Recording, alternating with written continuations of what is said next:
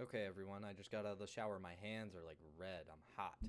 But today's topic, I just do whatever the fuck I want. We're talking about the Falcons today. A lot of stuff shaping up in the off season. Um, I just kind of wanted to give my thoughts on it. I think it's going great. Honestly, the question is, do the Falcons have what it takes next season to get to the Super Bowl or just like the playoffs? And to say the playoffs, I think absolutely. We already saw it last year. The clusterfuck, whatever the hell, that went on um, as a part of the 8-9, 8-9, 8-9 NFC South. Everyone's in a crab shoot. But I think, honestly, out of everyone that's like in decent shoes, it's the Falcons and kind of I don't know. I don't know. I don't know enough about the Panthers and the Saints, but I would say for the most part the Bucks are maybe stagnant and or on a slight decline with just how the end of their season went. I don't know. I don't maybe they bounce back, maybe they don't, but back to the Falcons. Stefanski, head coach, Tommy Reeves, OC, Ian Cunningham, GM. I personally, honestly, I like Stefanski. We would have loved to have John Harbaugh, right? Everyone would have loved to have John Harbaugh. What he does is honestly up to him. I think maybe Stefanski has a higher ceiling. Just like, I guess I haven't really watched John Harbaugh. I can't even say that. I've watched like the last 4 seasons of like the Ravens, and they've been like okay. Like especially this year, they got off to a rough start at like 1-5 or something. So I think that's aside the point. We have Stefanski. What about him? Um, I like Stefanski. The big thing is like I think the Falcons just needed a head coach that was consistent, because whatever the hell Raheem Morris was not. And then I don't think Zach Robinson knew much of what he was doing as an offensive coordinator. We'll see if he takes the Bucks in a different direction. But honestly, I think the Bucks are going to regress because they got Zach Robinson. Like that's another part of why I think they're going to regress. He's just kind of one-dimensional. Everyone saw it. I mean, that's a whole nother can of beans that I'm not like specifically trying to get into today, but I like Stefanski. The only other one, I mean, other than John Harbaugh, which immediately got scooped up by the Giants, was Kubiak, which is still in the playoffs with the Seahawks. Do I wish we would have gotten Kubiak? Maybe. Honestly, I think this is probably the better. This is the safer pick. Um, is Kubiak gonna be the next like Ben Johnson type that was the OC for the the Lions and is now the head coach for the Bears? They make a playoff run. Maybe. I don't know if that's Ben Johnson. I don't know if Clint Kubiak is Ben Johnson. So what are we to say anything? Maybe, because people are saying he's going to go to the Raiders. I don't know if that's already confirmed. Maybe he goes to the Raiders. I don't know. Especially with a franchise like the Raiders, it's better now that they have Brady like kind of in the mix. But who knows what happens with the Raiders? Honestly, I see it going well. I have faith in the Raiders rebuild, but I also think Kubiak, at least as a head coach, could be a wild card. Um, like you see Ben Johnson at pressers. He seems like the head coach type, but Kubiak, I haven't seen him much. It's also, I don't know. There's a lot of history to it. I think Stefanski is perfectly fine and gonna work out though. Hopefully, we'll see. I think offensive mind, Jeff Ulbrich on defense. As long as we don't like win, as long as we don't lose a bunch of one-score games, I think it's gonna be okay. Um, so the off season shaping up. Obviously, we don't have a first-round pick. Not really worried about that. I think if we play the draft right, which I like what Ian Cunningham is saying about his draft, just how they go about it. I don't hate the way he's talking about it, but I just think you do decent in the draft and you already have a good enough team to like make the playoffs. Fill a few spots. Pitts is like the big offseason question.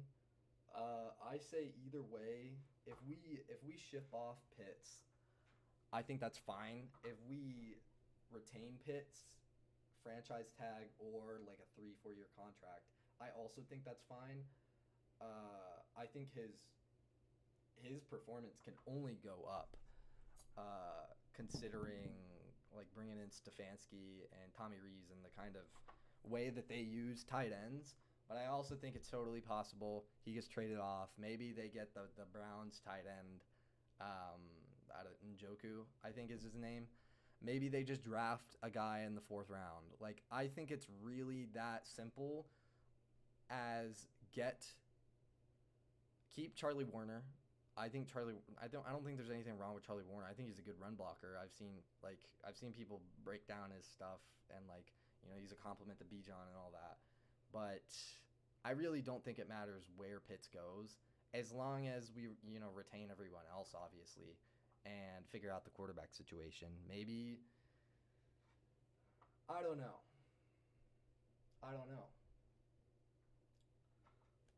What are we thinking? I think it goes in the right direction this season. I've said that the past 3 years.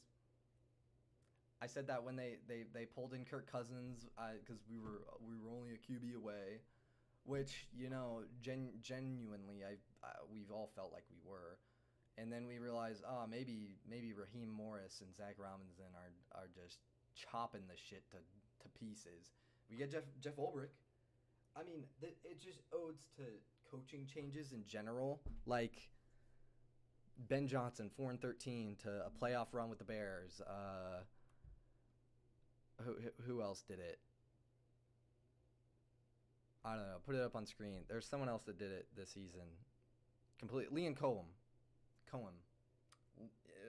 in Jacksonville. I think, honestly, talent obviously matters. Like, Bijan is going to get his crazy stats run up if they just give him the ball. The only reason, and you'd be crazy to not give Bijan the ball. I mean, that's the only.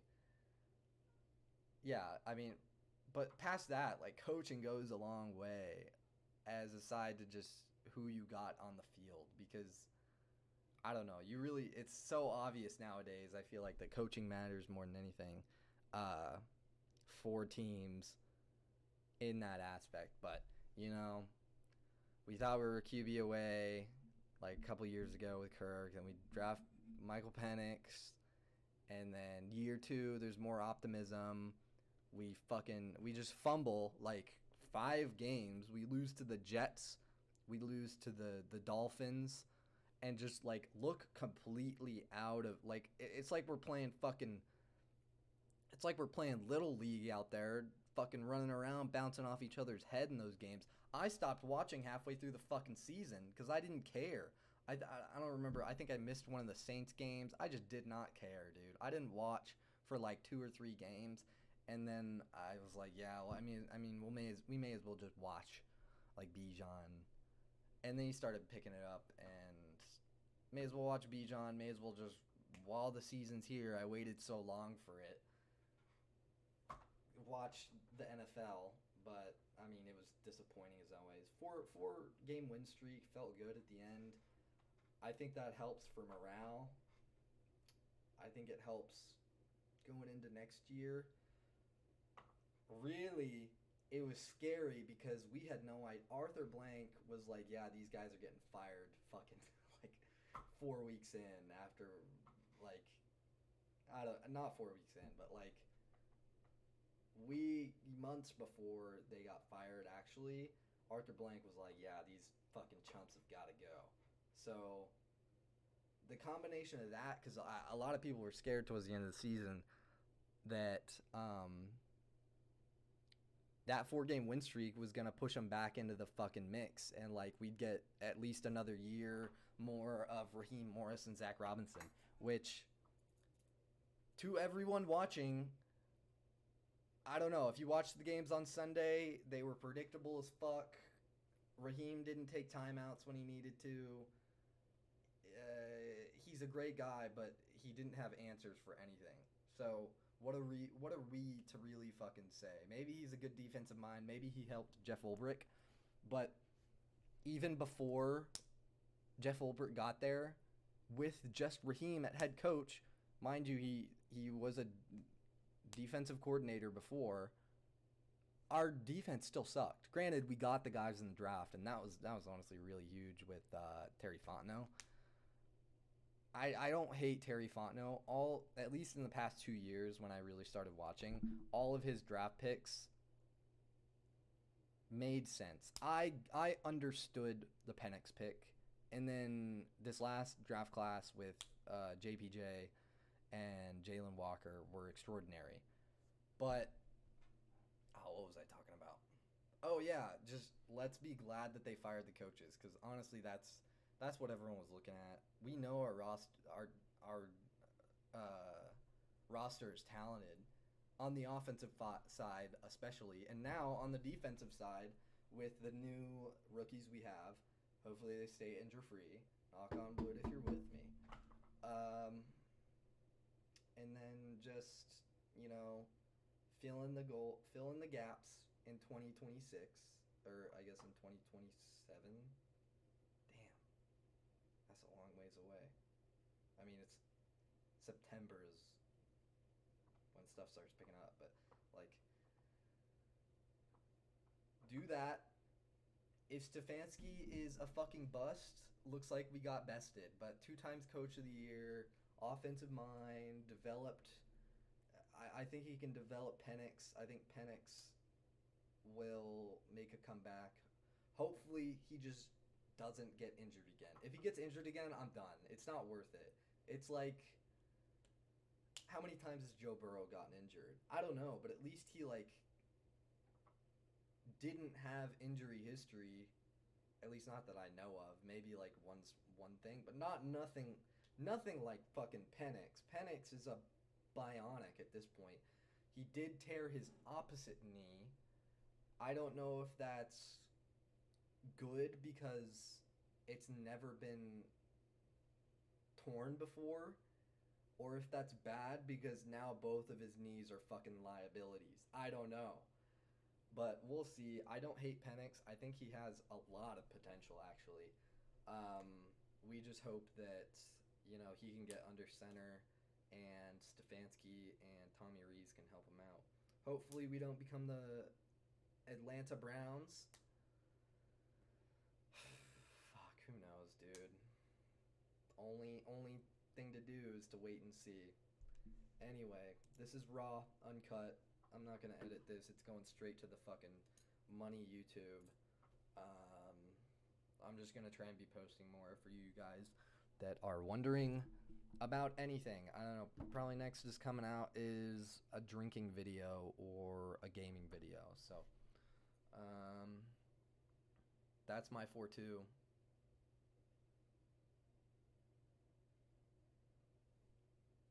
See ya.